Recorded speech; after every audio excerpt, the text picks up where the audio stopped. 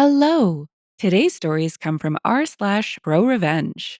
We've got two stories today, one nuclear and one pro-revenge. First up, keep kicking myself and other students off our remote desktop link for the heck of it. Enjoy the consequences. So, this happened last October in 2020, and I feel it's finally safe to share it. Given the situation at that time, going to campus was a no go, so everything was online. As such, a lot of programs used for coursework, which were only on PC, needed a remote link for those of us on Macs or other devices. This link connects students to assigned desktops physically on campus through an application like Citrix. It would only allow students onto the desktops when another class was not remotely using that lab at the time, and at night, when registered classes were done. The on campus computers would show that their drivers were in use, so the students who lived on campus would know that someone was remotely accessing it. Well, I was taking a course in remote sensing, which required access to programs such as ArcMap, ArcGIS, R, and ERDAS. You can look them up. They were only available on PC, so I, as a MacBook user, needed to use the remote link. The issue started at the start of October, when I was working on an assignment in ArcMap. I was really startled when I was suddenly kicked out, and then furious because I hadn't had the chance to save my latest input. I then went back to the web page, re input my student credentials, and logged into a different desktop. Not 2 minutes later was I logged out again. Rightly peeved, I emailed the professor and TAs about it and moved on to other homework. I figured it was a bug that it would be soon fixed. No, it continued throughout the entire fucking month. I ended up having to work on my remote labs between 9 p.m. and 2 a.m., as I literally was not able to work during the day without being kicked off. It was really annoying, especially since I couldn't even work during my assigned lab time. Other students started reporting this, and we'd get a lot of emails from IT. Updates, patches, and things like that we had to install to try and patch this bug. And nothing worked. It was painful. I decided that enough was enough and took a train to campus after my online morning classes. If it was going to keep booting me off the remote, then I would just go in person. I completed the online health check, got to campus no problem, and made my way to the building that housed all the PCs. Yes, we have a building that houses all the PCs for computer classes. Anyways, I went up and towards the lab that my credentials were registered to. I'm going to be honest, I wasn't expecting what I saw, but I sure was dang pissed. Through the windows into the lab, I saw two guys going from PC to PC, logging students off. At first, I couldn't believe it, and then I got furious. They were laughing about screwing with hardworking students. I will call them dumb and dumber. That's when I decided to get some payback. I pulled out my phone and placed it beside the window, and it was partially hidden by the trash bin inside the classroom, recording them and what they were doing. They didn't notice me, whew, and I got onto my laptop, remote linking to my phone. I then got onto the university's social media page and started to live stream the video from my phone. I put a title along the lines of, "Found the bugs kicking students off remote desktop. Video has been deleted and I will explain soon." It didn't take long for fellow students to take notice of it, and it went viral within 30 minutes. Names were soon put out as Dumb and Dumber were recognized, and there was a lot of hate in the comments. Even campus police replied asking for the location. I was all too happy to give it. It was then I saw on the stream that Dumb pulled out his phone and he started freaking out. He had noticed the stream and that it was live. I quickly rushed to grab my phone and retreat, and that's when Dumber rushed out the door and friggin' tackled me. We started brawling. It was self defense, as he kept attacking me to grab my phone. And then I saw Dumb going for my laptop, which was hosting the stream, which was still being recorded from my phone. So I kicked Dumber between the legs while elbowing him in the neck before jumping Dumb. To be honest, I don't really know what happened next, but I do remember campus police having to pull me off Dumb. Apparently, I had full body tackled him away from my laptop, and he punched me in the face. With me apparently grabbing his carry on bag, bashing him over the head with it, accidentally cracking his laptop. Oops. So, anyways, the fight was broken up and we were all taken down to the campus police office. To make a very long story short, I got a relative slap on the wrist for my part of it. Had to do some on campus community service, but my record was kept clean, thankfully. I was not charged for the fight or the laptop, as I was able to prove self defense, and that they hit me first and tried to destroy my property intentionally, which made it worse for them. I was let off on the laptop for a technicality as I was punched in the face and had no idea that he even had a laptop in his carry on. Phew! As for Dumb and Dumber, I was called in to testify at each of their hearings in December. Turns out, kicking students off remote links was considered a very grave academic offense, as it was intentional tampering with others' work. The video stream I took was a big part of the evidence against them, and CCTV proved that they had been doing it for weeks. In almost all the computer labs, they had intentionally messed with over 100 students. Adding to attacking me, I had a nice shiner for a month, and my devices, instead of running, they got into pretty hot water. Now, the reason this wasn't discovered sooner was due to the fact that this remote link was new to us, and IT was still working through the bugs. I don't know exactly what happened next, as they just needed me to come in masked and tell what I did and remembered. However, I did get notification in my email in March this past year that 2 students were expelled for intentional tampering of other students' work. Can you guess who? Yep, Dumb and Dumber got the boot for their dumb actions. It gets even better though. Turns out they were here on student visas, which meant that not only were they expelled from the university with a black mark on their records, they were also given the boot from the country, and most definitely back to their very disappointed parents. Maybe it's karma, but they got publicly exposed on a live stream for their actions for all the school to see, which was taken down due to it needing to be evidence against them and all. But yep, they were expelled twice for their dumb actions and with their names in campus infamy for their stunt. Hope they've learned their lesson. Edit. Wanted to add that they were actually put on a cargo flight home, as their country wasn't allowing passenger flights. They had to go because without their visas, they were in the country illegally, which would land them in even deeper hot water. The university actually took mercy on them and paid for the flight, and I agree. They may have acted stupid, but that's no reason to have to deal with border security or whatnot.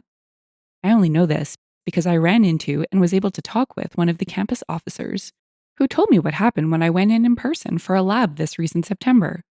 So, yeah, those guys had to take a cargo flight home.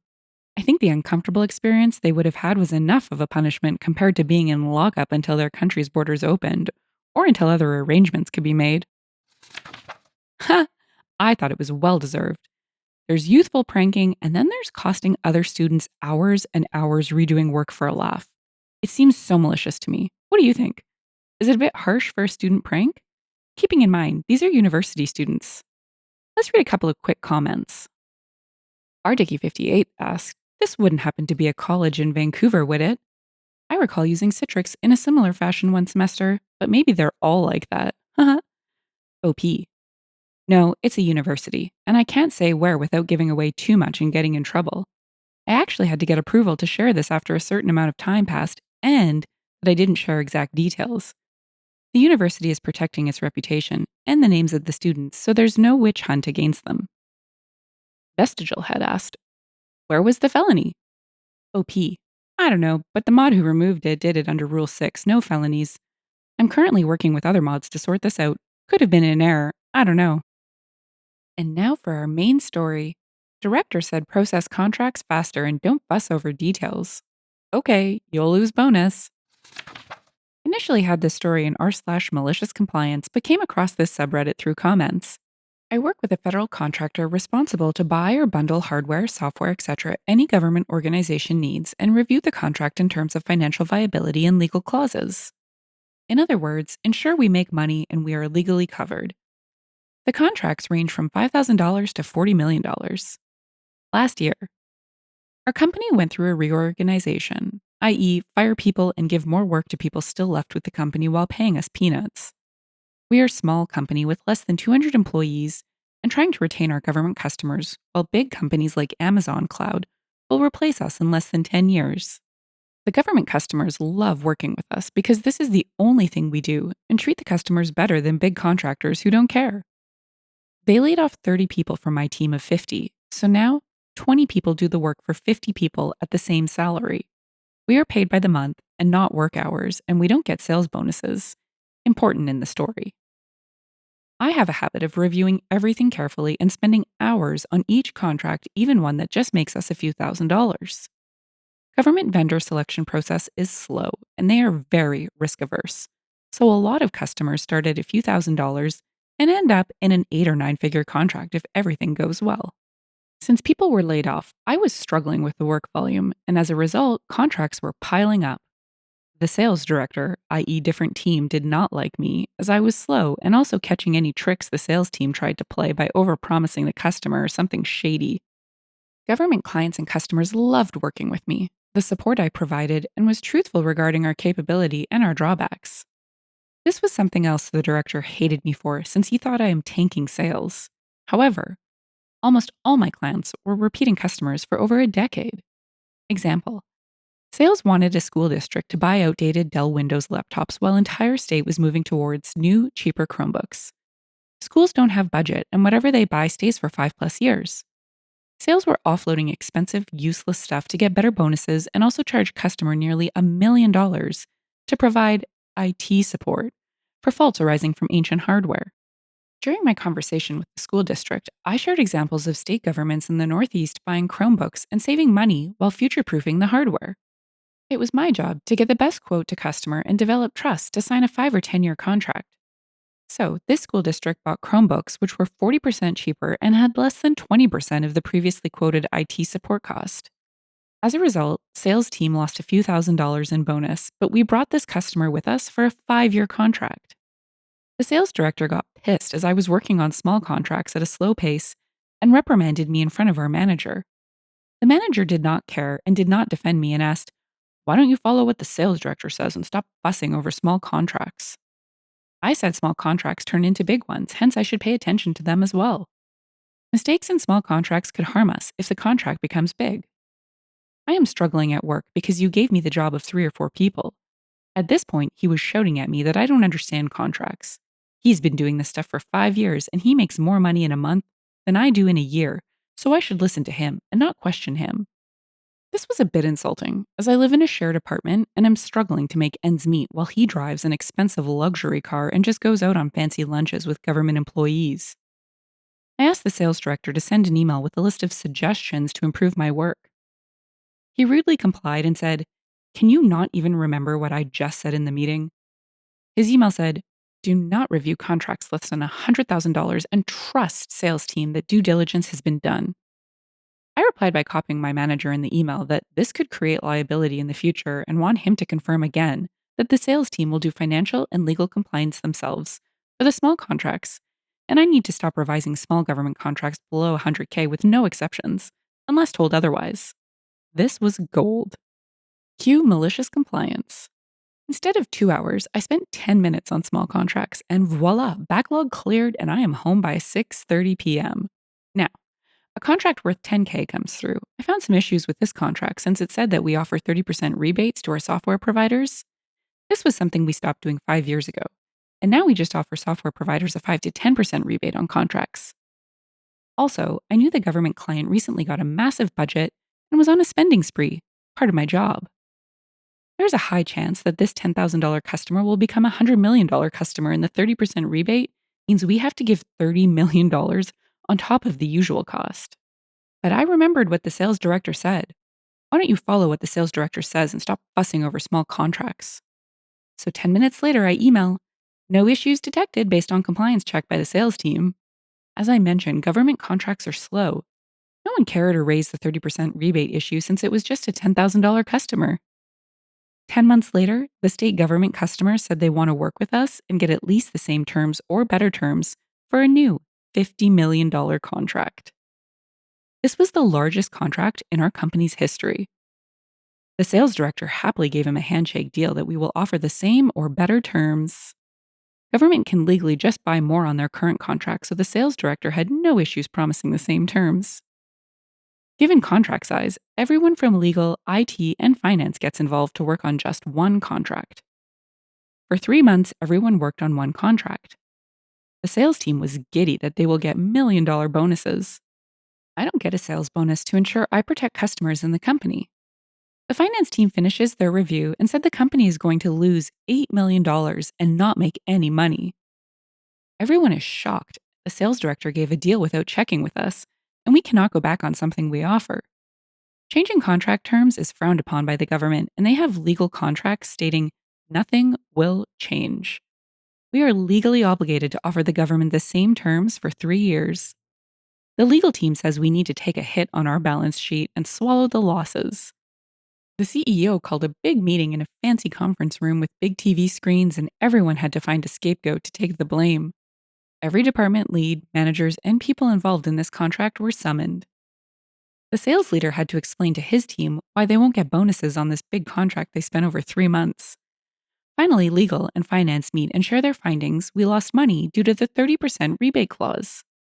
The sales director goes crazy and blames me in front of everyone and asks me to pack my stuff in front of 30 people, follows by saying I am terrible at my job despite 100% customer satisfaction.